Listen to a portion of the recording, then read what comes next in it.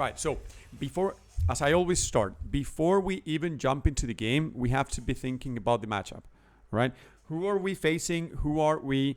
What map are we playing? Right? And in our minds, we have to build a strategy. It's not like we can't do the same thing every single game. We have to consider different factors on every game. Hold on. Right. So in this case, we're Malians. We're facing Zhu Xi Legacy. We know Zhu Xi Legacy doesn't go for fast castle anymore. They try to fight in feudal age. So we will be forced to fight in feudal age. That's the first thing we have to take note of. Now, what kind of game do I want to play? I don't really want to stay in feudal as Malians too long. Why? Because my real strength, my power spike, comes in castle age. Nobody plays for Imba anymore unless you're going for like super specific strategy in a very specific map. Everyone plays cow boom. So in my mind, I have to find the ways, not in my mind, through the game, I have to find my ways to slowly be adding cow farms around my TC, defending myself from the Zhu Xi attack because they're going to be attacking, and thinking of aging up. Once I age up and I get my eco upgrades and everything, I'm going to be like getting a lot of resources, a lot of gold, a lot of food, and then it's my time to push and win the game. All right? But before that happens, we have to defend. We have to be able to defend. So I'm going to go into caster mode. I don't want to see what your opponent is doing. I just want to see what you do. Okay, first things first. As we start, we distribute vills and we send it. Exactly. The scout. We send the scout to the middle of the map to try to pick off the neutral sheep. You see, these sheep are neutral. And they spawn like in the middle of the map. If you don't take them, your opponent is going to take them. So that's the reason why you don't scout like this. You don't go to one of the sides. You go straight to the middle, and then you turn to one of the sides, right? Or you can keep pushing towards the end of the map. Okay. I'm not going to be stopping on every single detail, but I'm going to try to cover as much as I can. Good. So you built all of the houses. Good job. Okay. This is like standard opening for Malians. Now, as Malians, you want to be thinking of your next move in terms of pit mines. Are you able to take a second pit mine safely? Well, it depends on what your opponent does.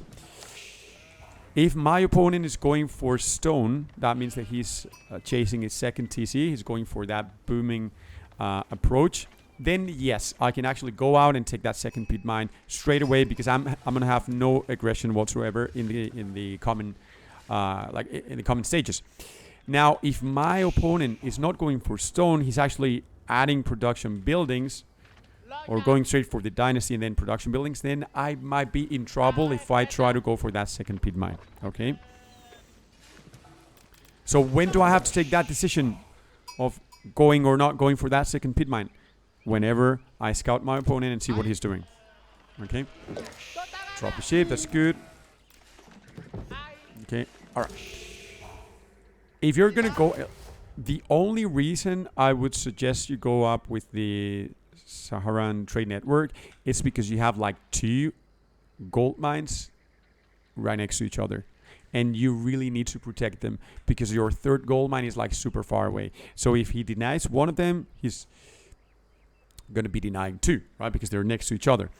And if that's the case, I would place the landmark next to the pit mine, not far away, right? Because if you place it here, its range, I don't know if its range goes up to here. I think it's a bit shorter than that. He can actually take down this house, right? So you want to place it next to it. Now, I would only suggest you going up with these landmark when, again, you have 2 gold mines next to each other. If not, go up with the other one because it's going to provide you 75 gold per min. And you may think it's not too much, but it actually makes a difference. It makes a difference. This is like a defensive landmark, but you don't really want to be that defensive now. Unless, again, you have like 2 gold mines next to each other. Okay. This is very greedy for him. Can you deny it? Can you punish this? I mean, you could try. You could try, like build some units, go deny it. I don't think it's worth. As Malians, you kind of want to produce the least amount of units in feudal and go straight for castle as you cow boom slowly. This landmark is god tier, man. Like literally god tier. You're going for warrior scouts. Let me see what you're doing. Don't go for sofas in feudal. Yeah, don't go. Sofas in feudal are ass. Don't go for sofas, alright? In any case, go for like... If you put down a stable, go for warrior scouts and try to put pressure here and there. Just be annoying. Basically, be annoying. It's not like you're gonna get any kills. It's not now. You're only gonna be annoying. But don't produce sofas because they are very expensive and they suck in feudal. They do get very strong in Castle Age with the imported armor, but up to that point, they're just bad. So don't build sofas. Again, you wanna be defensive playing Malians. You wanna be defensive. And go for when we're playing defensively, we want to go for spearmen and archers. We don't want to go for knights. We don't want to go for horsemen. No, we want to go for spearmen and archers. Okay, those are defensive units. If we want to play aggressively, we go for cav. It's not the case, and it shouldn't be the case. So instead of a stable, I would suggest you drop a archery range. Produce one or two. Jab throwers, see what your opponent does. Okay, let's take a look at your opponent's base. No stone, super greedy, first landmark, and dynasty right away. This guy is going to be playing feudal. He's going to push you probably with Zuganus, maybe some palace guards, spearmen. We don't know yet. So we have to be thinking about what units do I want to get out, okay? If he pushes with Zuganu, which is like the most common thing to do as Sushi, I'm going to need a lot of jab throwers. Okay, so I should be thinking about dropping an archery range soon. Now, let's take a look. Before we keep going, let's take a look at your upgrades. I love getting, as Malians, first two upgrades, Broadaxe and Pick. Right? Because you're going to be gathering a lot of gold and a lot of wood. Okay, wood for cattle ranches and gold for cows. Okay, aside of obviously military units.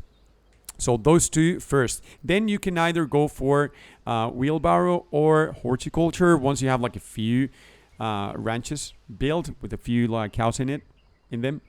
Because you guys know that horticulture affects cow ranches. It didn't before, but it does now. Okay. Whenever you're floating a little bit of gold, always think about getting those upgrades, right? Let's say we have like 1.5k gold and I barely have any other resource. How can I make use of that gold? Always think about upgrades. Do I have all my eco upgrades? Do I have my military upgrades? What am I missing? Okay, make use of that gold.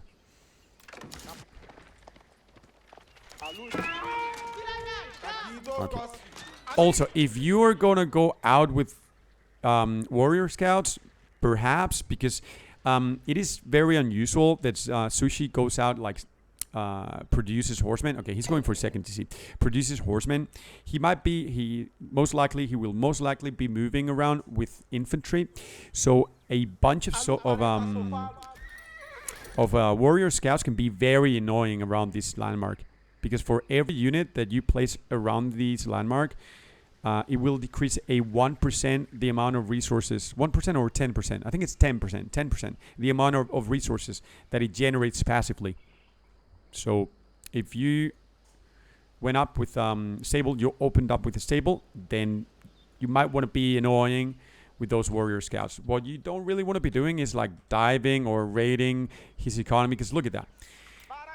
This is almost in range of the TC. This is almost in range of the TC, and he also has a tower, and this is definitely in range of the TC. So it's not like you're going to get any kills here. You might as well just be annoying around this landmark and force him to be producing military units and just moving around with them. Because, again, what you want to do as Malians is just produce the least amount of military units in feudal while you build your cow eco and go castle. That's what you want to do.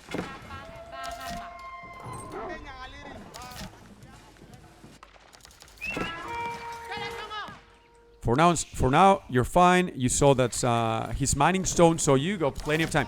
Now that you saw that he's not going to be pushing, you can actually go out and secure a second pit mine. Okay, right away. You were conservative up to this point, but now that you saw that he's going for a second TC, then you can go out and get yourself a second pit mine. Okay. If he wasn't going for second to see and he was producing a lot of like Spearman and Zuginus, then you might as well just stay base and invest that wood into your farm eco, like cow eco, and producing military units. And you will later on get that second pit mine.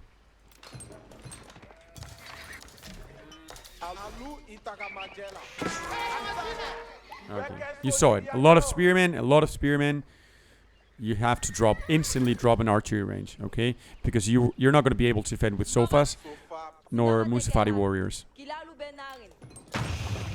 Ah! Okay, I guess there was a mistake.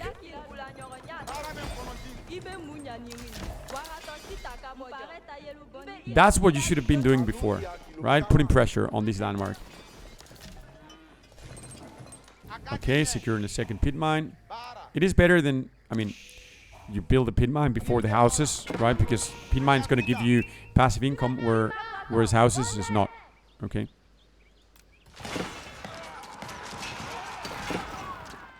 He's playing very okay. He didn't actually go for seconds. He was only getting stone for those outpost upgrades. That's fine. Okay. Don't forget to add more cow ranches around the Castle Age landmark, right? So don't stop at 4. Keep going. You can go up to 7. You can have 6 full ones and 1 with 2 cows. Okay. Always remember 7 magic number. Because this is a lot. Like you could be okay. You're doing it now. Good. This is a lot of passive income that you could be getting and you're not getting. Okay, now we hit Castle Age. He's Castle 2. He's sitting on 1. Oh, he's sitting on 2 to see, actually. He's sitting on 2 to see. Okay. He's sitting on 2 to see. We're sitting on 1 to see plus cows. So we're more or less the same. We're fine. Now, once you hit Castle, what gets unlocked for you? 2 things. Secret sites and relics. Right? So while you think of building an army and trying to kill your opponent because you have a window of opportunity here. If you don't kill your opponent, now he's going to have a stronger economy because he's sitting on 2 TC and you're only sitting on 1, right? So you have a window of opportunity here to kill your opponent. But in the meantime, you have to be thinking about grabbing relics, picking up relics and sacred sites. I love this wall, like early wall, but you are actually the one to be, like the one meant to be putting pressure, not him. Okay, he's booming. Also, you saw a lot of spearmen before. I don't see any archers here. Okay, think about that. Think about that. We always want to... you're going for trade or what is this? Also, Castle H. We haven't even built our second pit mine. We could be building a third pit mine. Okay? These are little things that we have to take care of. Because this is passive income that we're not getting. The second pit mine and the third one. Okay? And we have a lot of wood. So always remember of making use of my Civ bonuses. Nectic. I was gonna go for trade, but turns out the trading post is in his base. No, you got another one over here. Well, one's here and the other one... Wait, what? It didn't... Wait, what? It didn't spawn? What the fuck? It didn't spawn? Oh, no, it's here. It's actually here. It was... You didn't scout it. You didn't scout it. It's here. Okay. So, in case you wanted to trade, you would have to place your markets over here. But again, my suggestion is that you guys don't trade. Like, don't trade until you've ran out of gold sources, of gold mines. Okay? Or unless you're playing like Mongol and you want to go up with the silver tree. Unless you get like bonuses from trading, don't trade in the early game. Okay? Because that's a lot of resources that you're going to be spending on traders and not spending on military units. And you can die of that. You may have a lot of gold, but you're not going to have any military units to defend So it is better than instead of spending your gold on traders, you actually put down a mosque and start picking up relics. Okay. Also, let's take a look at your upgrades. Okay, you got +1, +1. You're getting +2. One of the most important upgrades, blacksmith upgrades, is the range defense. Okay, note that archers have like low damage. It's only 8. If you get +1 damage, like a range armor, it's gonna be 7. So it's quite a lot of damage that you are absorbing there. Way like you gotta get that upgrade way earlier than the melee armor. Okay, so don't go for range +2. Go for range armor +1 before that. Again, one of the first ones you have to get. Okay, your economy is shining. You got a lot of food to spend, so your queues should be like completely full of units, right? Full of units. Now take a look at your numbers. You got a lot of food, a lot of wood, but you're missing a lot of gold. Now you have to be thinking about, so how do we distribute our economy, our villagers? We distribute our villagers according to the type of comp that we are going to be building. If we're going to be building a comp based on food and gold, like sofas, musafari, jab throwers, we want to have a lot of people, a lot of villagers on gold, and a lot of villagers or cows, right, on food. You have a lot of villagers on wood, and actually you do have a lot on gold too, but where are they? Are you like moving them, or because I can only see 9 here? Okay, I guess you're distributing. Ah, okay, they're here. Okay.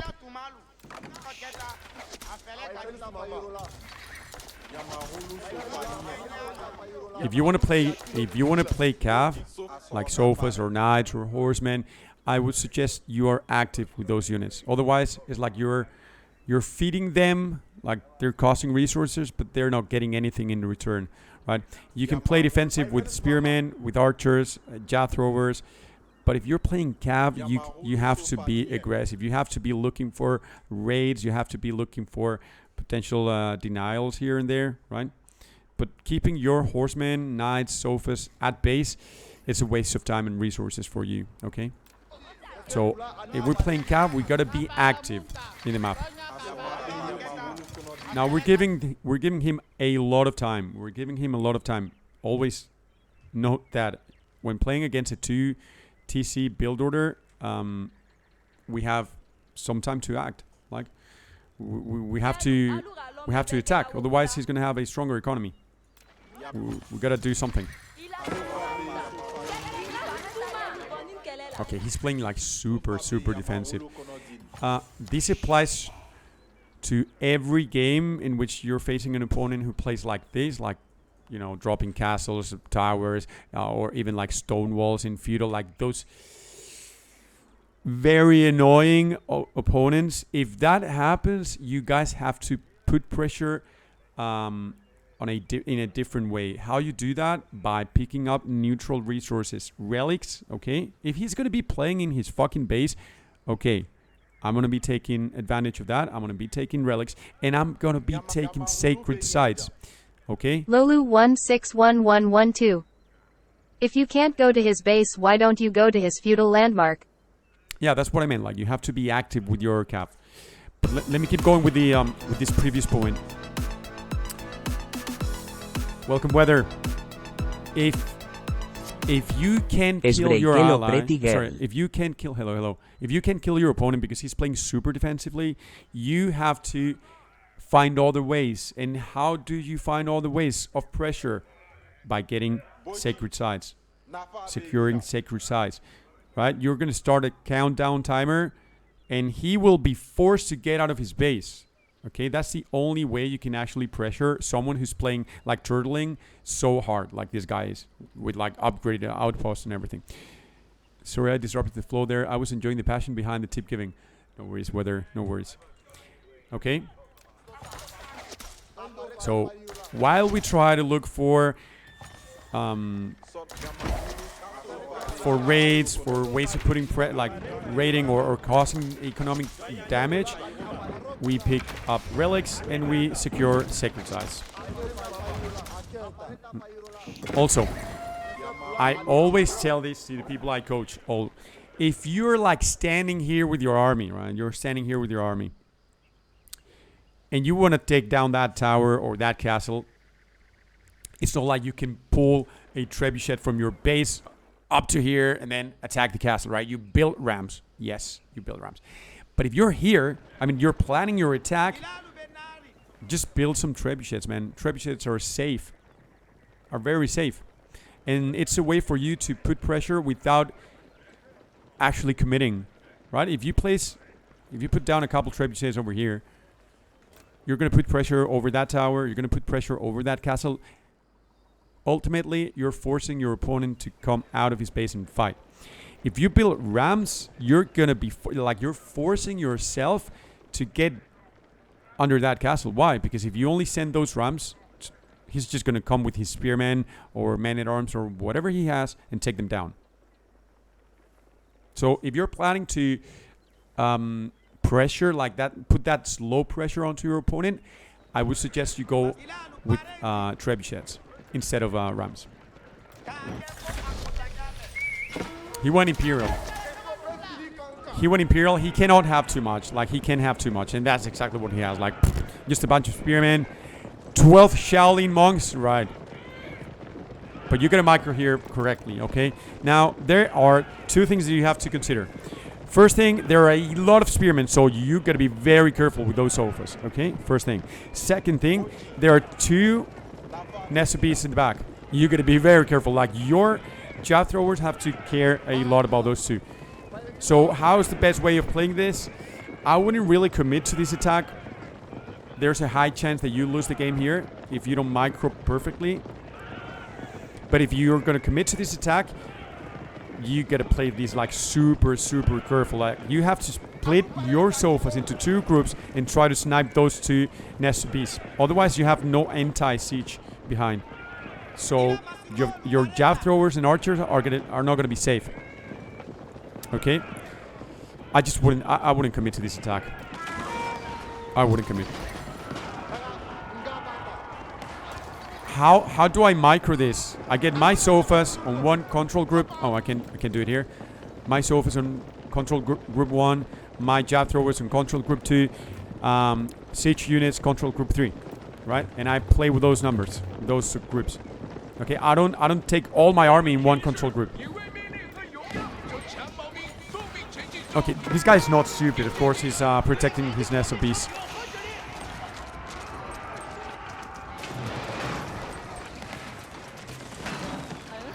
If you can't do anything with your cav, you might as well just get into his economy, right? Because if you get your cav into his economy, like, he will have to chase you. And then you will create space to try to snipe those Nest of Beasts. Okay? If I bring my sofas over here, he's going to be moving his army over here, right? Then maybe I can pick up those Nest of Beasts.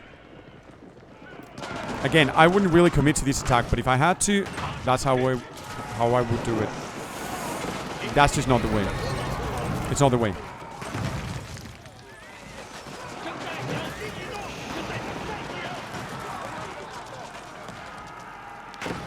Good thing is that you've kept up with upgrades, both military and eco upgrades.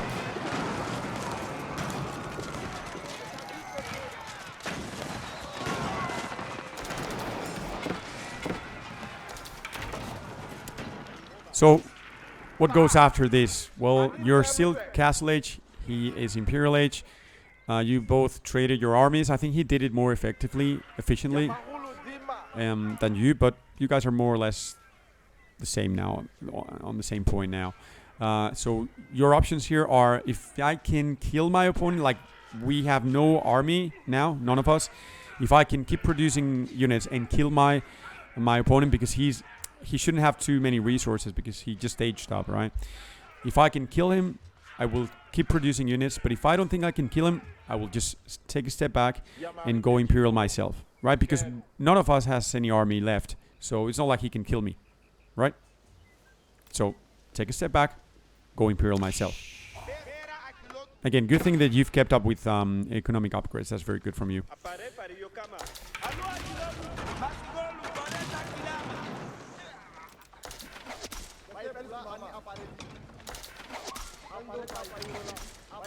Also, when you start transitioning onto that late game scenario, you want to be thinking about getting walls, defensive walls here and there.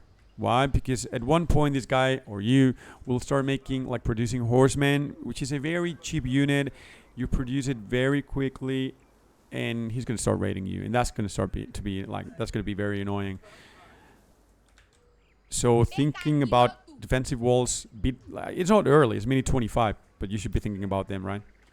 At least there where you have part of your economy.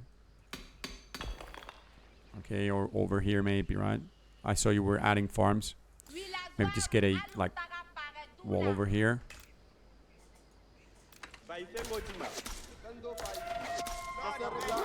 You have a lot of food. You can trade some food for gold and go Imperial, okay? It's not a bad thing to do. Also, you saw an SUBs. You're not going to kill an SUBs with 17 Jaw Throwers and 20 Archers. You're going to kill an SUBs with Springles. So, drop down. Instead of another archery range, drop down a siege workshop and get 2 Springles out. All right. Good thing about playing against Zhu Xi is that their Springles are like mangonels, so you can 2-shot them. If you were playing against Chinese, you would have to 3-shot them, because those SUBs would come out of the clock tower, and so they would have a higher hit, like a bigger amount of hit points. A lot of food, just trade some, get to Imperial, get your upgrades, get relics, sacred ties. You can put pressure in so many other ways.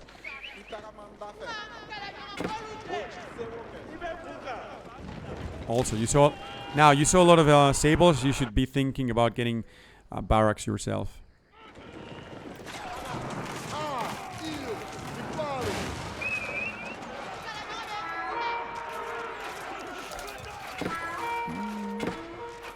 This is good. I like this.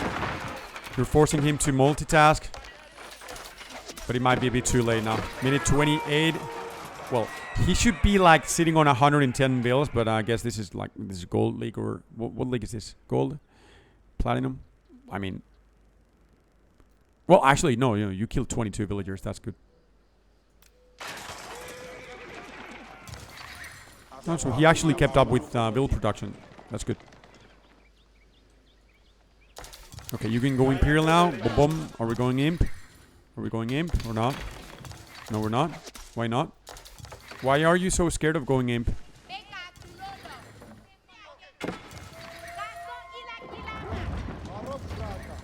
Okay, you're going Imp.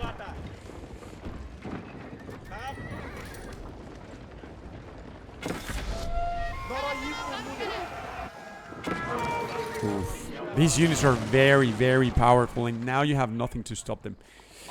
See, the way you decide what unit composition you want to run is by taking a look at what my opponent is doing, right? It is good that you take, like, you're proactive in, like, you're opening with, I'm proactive because I'm opening with, like, horsemen and spearmen, or horsemen and archers. But after that point in which you're, like, taking the first step, you have to adapt to what your opponent is doing. So it is cool that you like this unit comp, sofas and jab throwers, or sofas and archers. That's cool. But at one point you will have to adapt to what my opponent is doing. You always want to be getting the counter to what my opponent is getting out. So if he's getting out, if you saw a lot of horsemen, sables, he's definitely getting horsemen or these super OP units. You gotta drop sable barracks. You have to drop barracks. Because how are you going to kill those knights? With sofas? It's not going to work. Jab throwers? It's not going to work. And he can just kill you with 17 of these Imperial Guards.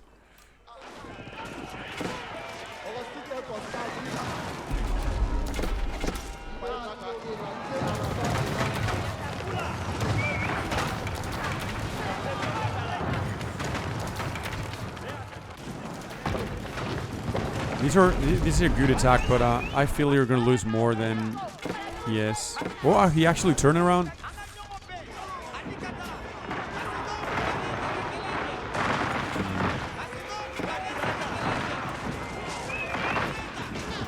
Quick tip over jab throwers. Jab throwers are good in low numbers. If you have 20 jab throwers, they're gonna overkill too much, and their attack speed is very low or quite low. So if my opponent just throws at me man-at-arms, spearman, like a bunch of shit, my jab throwers are gonna be very, very inefficient. So you better switch to archers and get the upgrade for those archers, the poison arrows. I don't know if you have them. Yes, you do. Jab throwers should only be used for early stages of the game, like feudal, early castle.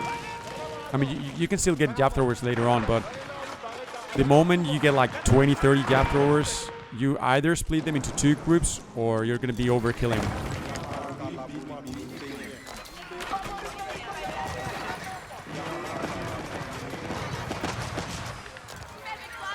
If this happens again, just okay, exactly. I still think this cattle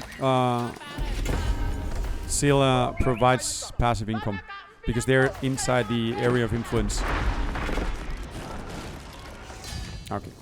Okay, game's done. Now, let me just go through real quick through all of the points or the most important points that I think you should focus on. First point.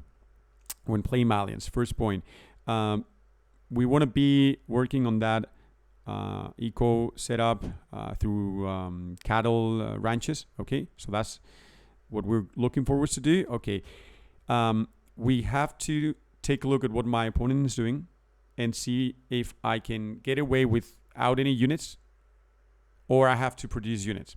Okay, if my opponent is going for second TC, I can just add those cattle ranches around my TC and good to go. Maybe go for second pit mine. If my opponent is not going for second TC and he's actually dropping, putting down some military buildings, then I might need to chill a little bit on those cattle ranches and put down some military buildings. Okay. Same goes for the second pit mine. If I'm not being pressured, I can go for that second pit mine right away. If I think I'm going to be pressured, I can hold on to that second pit mine and get it a bit later on. Okay?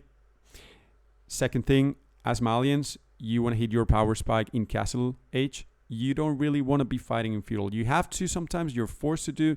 Sometimes when playing against Delhi, playing against Abba, playing against maybe Zhu Xi. But you don't really want to be fighting in feudal. You want to hit that power spike in Castle Age. So depending on what my opponent is doing, and that's why I have to be permanently scouting, I will produce more or less military units. If my opponent is producing military units, I will have to get defenses. If he's not, I can just go castle.